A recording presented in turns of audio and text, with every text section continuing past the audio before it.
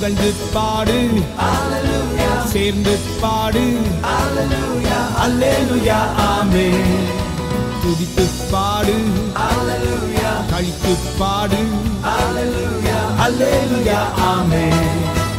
அல்லேலூயா போடுங்க. அல்லேலூயா அல்லேலூயா.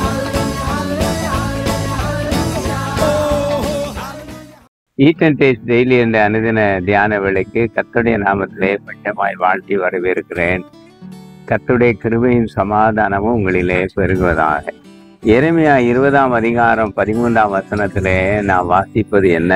கர்த்தரை பாடுங்கள், கர்த்தரை துதியுங்கள். Sing to the Lord, give praise to the Lord என்று நியூ இன்டர்நேஷனல் வெர்ஷன் என ஆங்கில மொழிபெயர்ப்பிலே வாசிக்கிறோம். இந்த அதிகாரத்தின் ஆரம்பத்திலே அதிகமாக வேதனையோடு இருந்த எரேமியாவுக்கு ஸ்தோத்திரம் சொல்லுவது உற்சாகத்தை தருகிறது. எரேமியா கர்த்தரை குறித்து 2 காரியங்களை அறிந்து கொள்கிறார்.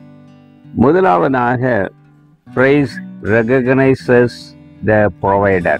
நமக்கு எல்லாம் வழங்குகிற தேவாதி தேவனை துதி ஸ்தோத்திரம் புரிந்து கொள்ளுகிறது. Praise makes us to focus on God.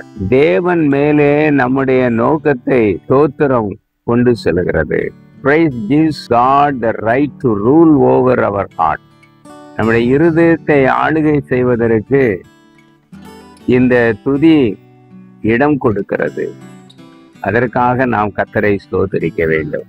இரண்டாவதாக, praise releases the power. வல்லமையை துதி வெளிப்படுத்துகிறது.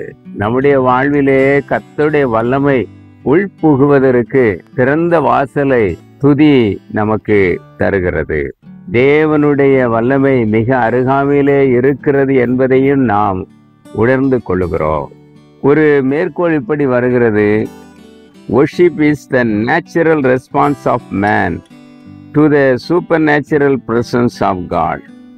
ஆராதனை என்பது தேவனின் இயற்கைக்கு அப்பாற்பட்ட பிரசன்னத்துக்கு மனிதனின் இயல்பான மறுமொழி என்று நாம் அறிந்து கொள்கிறோம். அன்புக்குரியவர்களே, இயற்கைக்கு அப்பாற்பட்ட தேவனை நீங்கள் புரிந்து கொள்ளுங்கள்.